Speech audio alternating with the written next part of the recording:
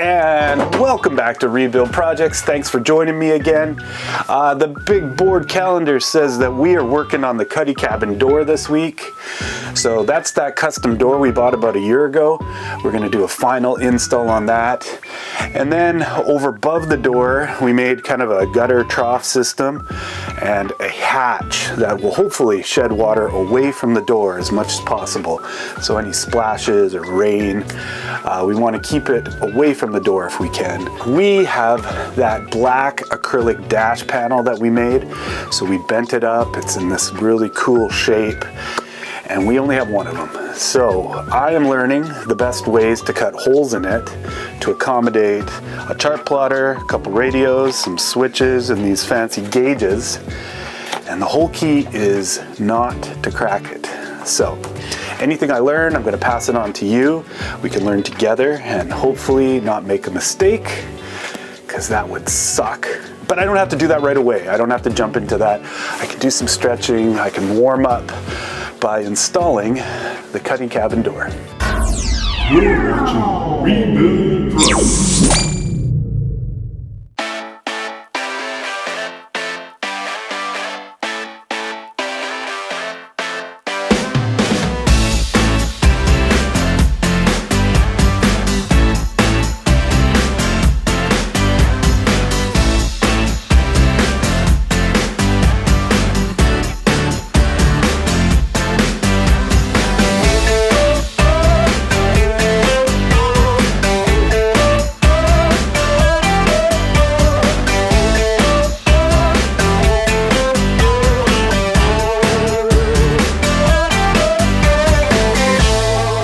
So today is a bit of a fun day because we are kind of doing a final installation of the CUDDY cabin door. And if you remember by this door, if you followed me from the beginning, I picked this door up and I built pretty much the whole CUDDY cabin around this door. It was just easy for me to actually have the door in hand and build things. So all the helm and everything around it, all the bulkheads and stuff around the door instead of trying to retrofit something later. This door I got off of Facebook Marketplace. I got it from a guy named David who sold it to me for $250. I did not know at the time that David ended up being the owner and CEO of AJR Windows and Doors, Marine Windows and Doors, which was so cool because not only did he give me, I found out later, a super deal on this door, but then he did something super cool, which was he gave me some of his time, and he looked like he was a busy guy. So he gave me about a half an hour and he took me through the door. It was like Oz taking you behind the curtain in a good way. And he brought me into the manufacturing facility where they make high-end doors and windows for aluminum boat manufacturers, for one-off client. They're like a high-end manufacturer of doors and windows for the marine industry. And it was super cool to see how well organized and clean and just everything was set up. Really, really cool. So thank you, David, once again for showing me the place. The install was pretty easy. So far, I've installed the frame. And how you do that is there's the outer frame that you see, and then there's a back bezel that comes with it. So I took the door off just to make it a little bit easier on myself. But because we made the hole in the bulkhead to fit this door, it went really smoothly so far. I bedded the whole thing down in some Sikaflex and then put the front frame in.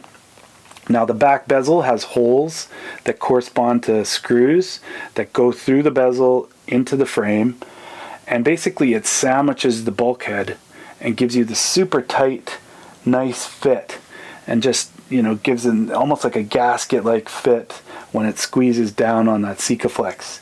And I've done a little cleanup this morning, but everything's dry, ready to put the door back in and the handle on.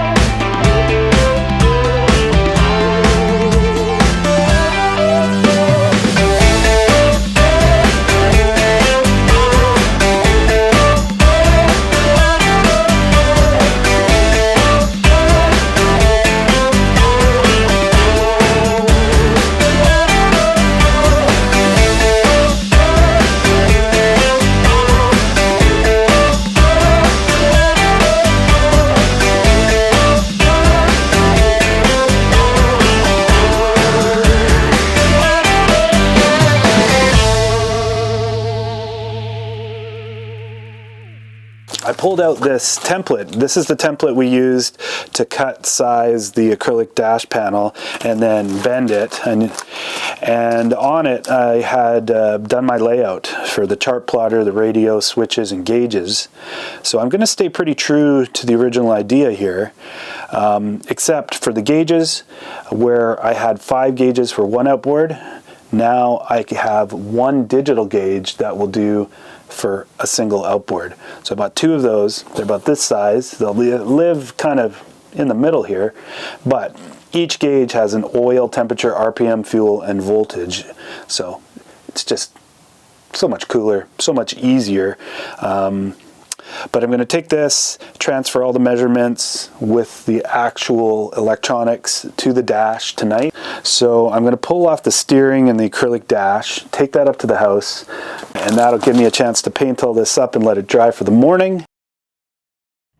Now, when I created the dash, I used a 1/4 inch thick sheet of acrylic. And I did that because, well, I got it for a good deal. Now, in retrospect, I probably should have bought 1/2 inch thick material, because I'm learning that the thicker, the better when it comes to acrylic or polycarbonate when you're bending and cutting and drilling into it. So for you, the thicker the better. With the 1/4 inch, I have become comfortable up till now cutting it with my track saw. I think that has worked successfully for me. But we need to start drilling some holes, some odd shapes, definitely some rectangles into it for the chart plotter, the radio. We've got a bunch of other switches in there where we're going to have to do more like a pill shape. It's going to require different techniques and a couple different tools. I put quite a bit of time searching the interweb, trying to find out, you know, the best way to do it. And I think I've come up with, you know, something that is simple, and it's multiple people who have done the same thing with good results. For drilling, essentially, start off small. Start off small with your holes when you drill, and get yourself a new pilot hole drill bits. So this is 1/64. I got a bunch of them so I can, you know, use new ones. But essentially, get a drill bit that the point of it doesn't have like a fluted end. Get one where it's not quite a spade, but something that will do your cutting but won't promote chipping. Everybody keeps saying use step bits. Step bits are what are going to give you the most success. You can go from that 1/64 all the way up to 1 3/8 in my case. That's the biggest one I got. But between the actual stepping up with one bit and then that cool chamfer that it has, it gives you supposedly the best results. So we're going to see.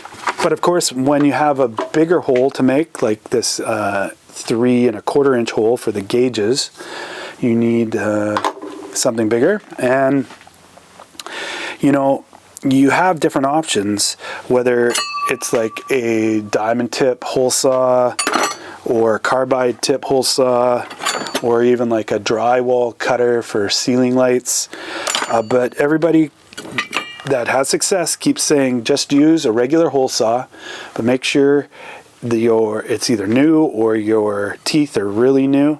Use your hole saw with sharp teeth, do your pilot hole, and then start with the technique of putting it in reverse, and just let it slowly go in reverse, is what the suggestions are, and that's going to create a groove. And then when you put it in forward and let your teeth do the cutting, then it's not going to wander on you. You know, you're not going to get a lot of slop. So we'll try that out. So I'm pretty comfortable with the drilling. The drilling seems pretty like easy. It's right up my alley. But when it comes to the cutting of it, I can't rely on the track saw anymore, because the bent shape of everything and how we formed it up. And if you're interested in how I formed it up, check out episode 13 or episode 14. Or the acrylic bending video. But now we have to basically use a combination of drop cuts, plunge cuts, an oscillating tool, maybe even a jig to get in and around some of the bends. On the track saw right now, I have a very fine finishing blade, and I think that's right around 54 teeth, and that worked pretty well. So I've picked up a 60 tooth blade. Now, that's the highest tooth count I could find for this circular saw. If you were to do it with a table saw, you can get 80 tooth laminate or plastic cutting blades, and those would probably be the best. But for today, we're going to use this 60 tooth combined with fresh blades for the oscillating tool and whatnot. No matter what we use, I think it'd be smart to do some testing first. So I've got this extra sheet of acrylic that we have left over from when we built the dash, and I think we should use that and get some practice. Practice? We're talking about practice, man. We're talking about practice. We're talking about practice. We ain't talking about the game. We're talking about practice, man. Yes, I did say practice. I'm not opposed to it. Sorry, Alan. But let's do it. I'm going to set it up over here and then just try the different bits and blades and hole saws and see what works best.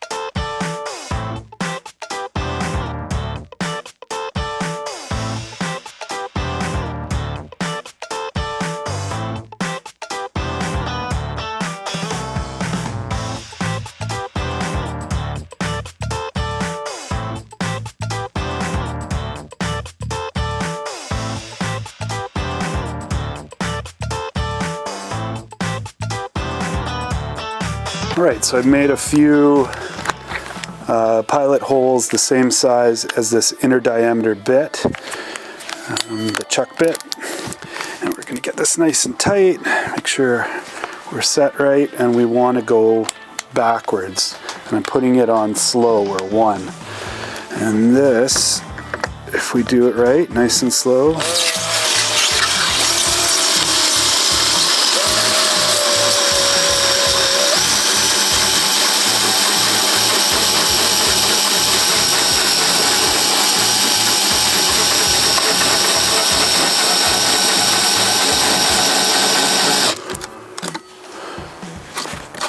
has given us a bit of a groove. Now let's put it cutting forward.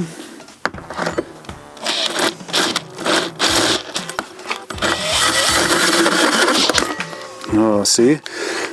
You really want to hold on to it.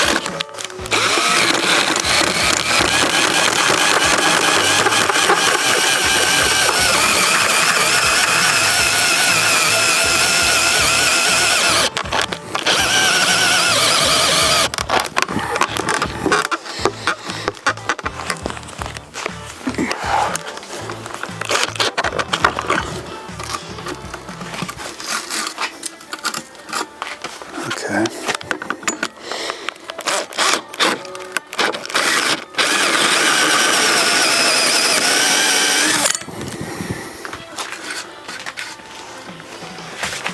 Okay.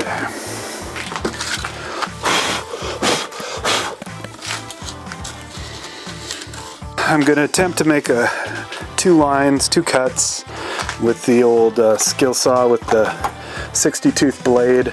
I've drilled out two 1-inch holes with the step bit, and now I'm just going to connect them.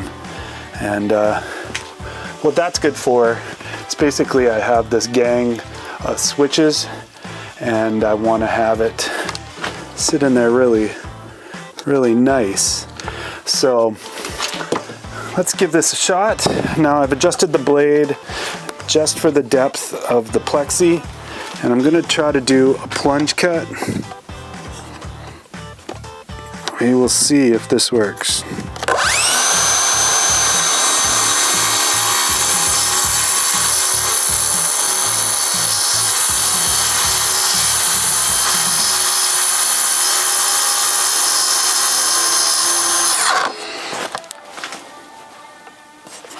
Try it again.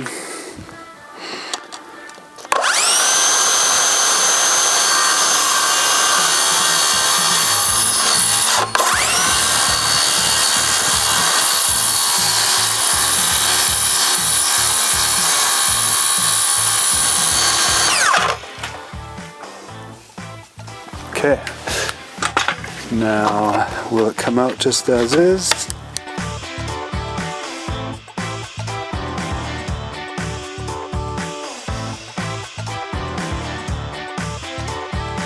Carbide tip, hole saw, 1 inch.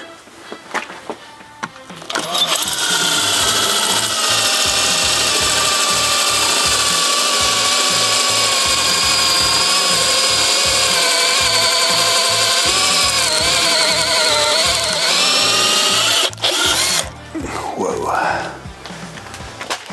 Melter.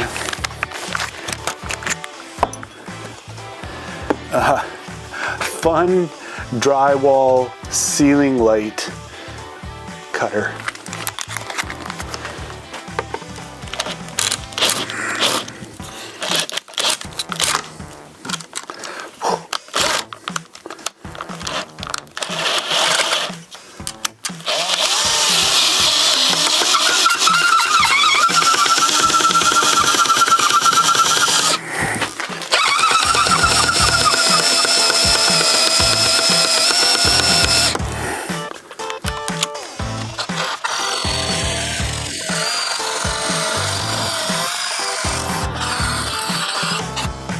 Holy crap.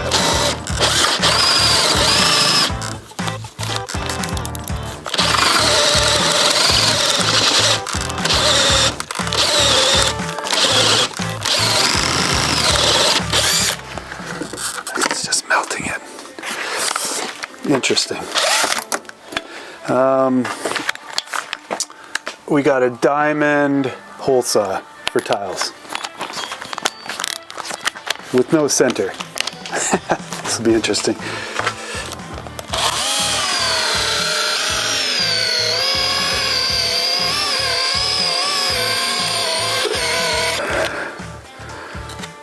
Yeah. All right. Next, I am going to try a grinder set up with a diamond blade. See how that cuts in a straight line.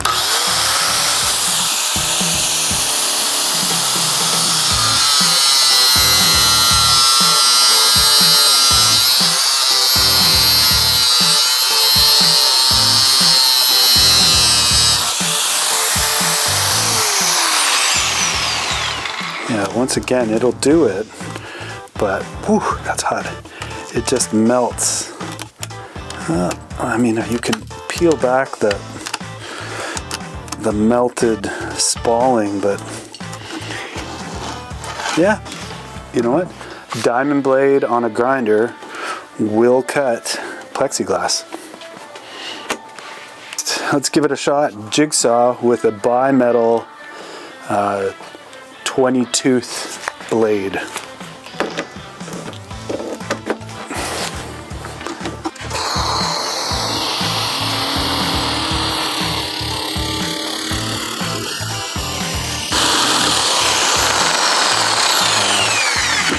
Yeah, and you can see how that's pretty jagged. Pretty jagged. An oscillating saw with the bimetal wood bit. Let's see if we can do it for a long section. Okay?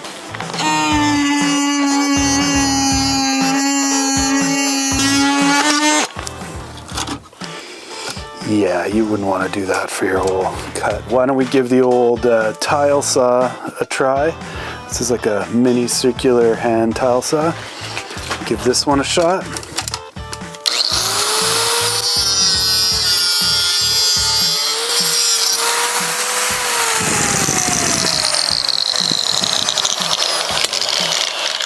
Look at that. Oh yeah. That's just melted away. What have I learned so far? Well, I've learned a lot of things will drill and cut through acrylic. But I'm pretty surprised on how well it stands up to drilling and cutting. Now for cutting, I still think the 60 tooth blade that we used gave me the best result. No melting. Whether it was the diamond blades or the jig or even the oscillating, they all melted their way through. As for the drilling, well, when it comes to just drilling with small holes up to 1 3/8 inches, I'd say fresh drill bits as a starter, and then following with step bits is the way to go. I like the finished results of the step bits. They kind of give you a chamfered, burnished edge, which I really like. But when you need to jump up to bigger holes, then you got your hole saws, and I do think a fresh new hole saw with teeth that will allow the particles to evacuate is a lot better than using, you know, a diamond or even a carbide tip.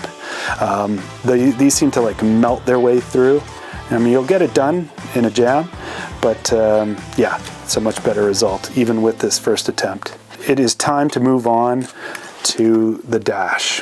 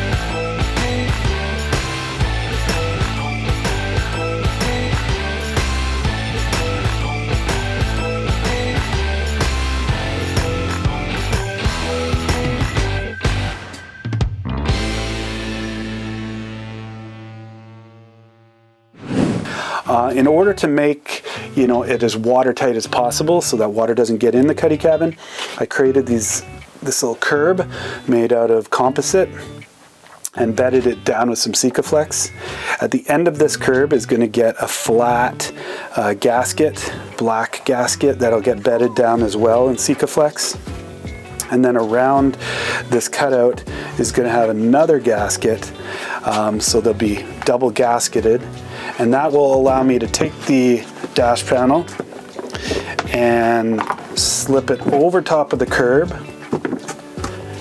and on top of these doubled up gaskets, and any water that tries to come in from the bow is going to get directed, you know, over here into this gutter, and any from this side will get directed down the gunnel, and hopefully keep everything nice and dry. We're going to have 4 screws, 2 up here, 2 down here, to hold things in place and put a little pressure on the gaskets.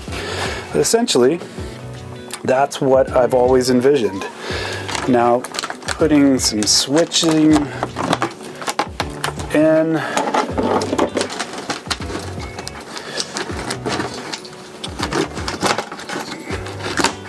and putting some of the gauges in.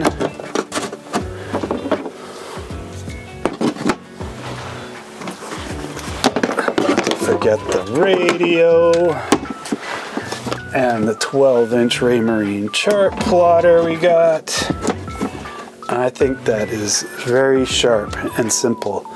They're all going to get either attached in, from behind or from above, and these gauges may I might create a bezel to give it a little less glare from the sun, but we don't know that for now. But essentially, you know, this is what I've always had in my mind, and I think I've answered the question to myself. Yes, I can cut into this plexiglass without cracking it, and I can build a dash. I think this is going to be really cool. Yeah, buddy. So, thank you everybody. Thanks for joining me this week. I really appreciate you tuning in once again, and I will see you next episode at Rebuild Projects.